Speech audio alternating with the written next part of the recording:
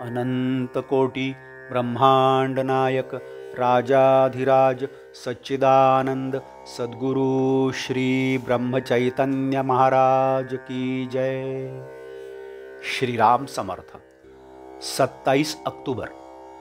परमेश्वर को कर्ता मानकर चिंता करना छोड़ दें।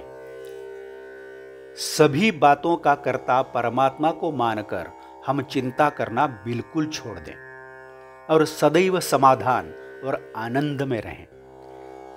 जो भी कुछ घटता है वह सब परमात्मा ही अपने हित के हेतु करता है और जो कृति हम करते हैं वह हम नहीं बल्कि परमात्मा ही करता है।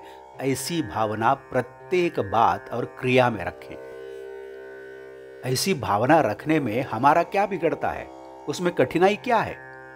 प्रयत्न अवश्य करें और बहुत कसकर करें, लेकिन वह परमात्मा ही सब करता है ऐसा मानकर उसमें आने वाला यश या अपयश अपने हित या लाभ के लिए ही है, ऐसी दृढ़ भावना रखनी चाहिए। यदि ऐसी दृढ़ भावना रखें तो चिंता का सवाल ही क्या।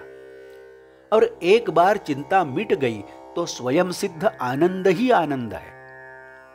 वह कहीं बाहर से प्राप्त नहीं करना है। चिंता आनंद को मलिन कर देती है। संक्षेप में यदि यह कहना हो तो ऐसा कह सकते हैं, मैं का अर्थात कर्ता का भाव परमात्मा को दें, जिससे चिंता मिट जाती है और विशुद्ध आनंद शेष रहता है। और ऐसी स्थिति में नामस्मरण करते रहें, यही स्वानंद में स्मरण है। हमारा कर्तापन का बल अधूरा है। यह अपने स्वाधीन नहीं बल्कि परमात्मा के अधीन है।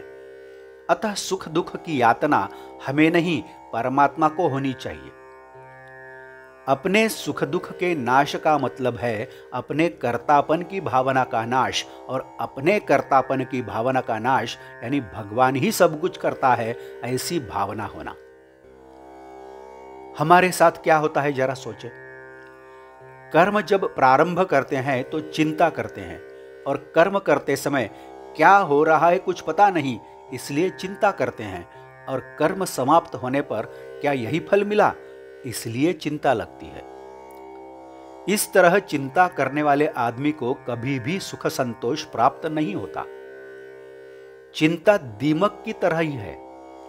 वह जब कुछ खाती है तब दिखाई नहीं देती, किंतु कपड़ा या पुस्तक खाने पर दिखाई देती है।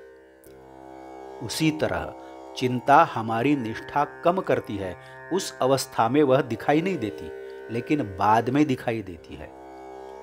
यदि हम चाहते हैं कि हम चिंता मुक्त हो तो वह आज ही उसी क्षण संभव है, अन्यथा कभी नहीं छूटेगी। महाभारत युद्ध में भगवान जहां रथ ले जाकर खड़ा करते हैं वहां अर्जुन बाण मारते। अर्जुन ने अपने रथ के लगाम भगवान के हाथ में दिए थे। उसी प्रकार हम अपने जीवन के लगाम भगवान के हाथ में दें। अर्जुन के बदले एक बाण चलाने वाला यंत्र होता तो भी वही काम होता। वैसे हम भगवान का यंत्र बने। यंत्र चलाने वाली शक्ति और यंत्रों से काम करा लेने वाली शक्ति भगवंत ही है। हम अपने स्वामी पर पूरा विश्वास रखकर उसके नाम स्मरण में रहें। आज का बोध वचन।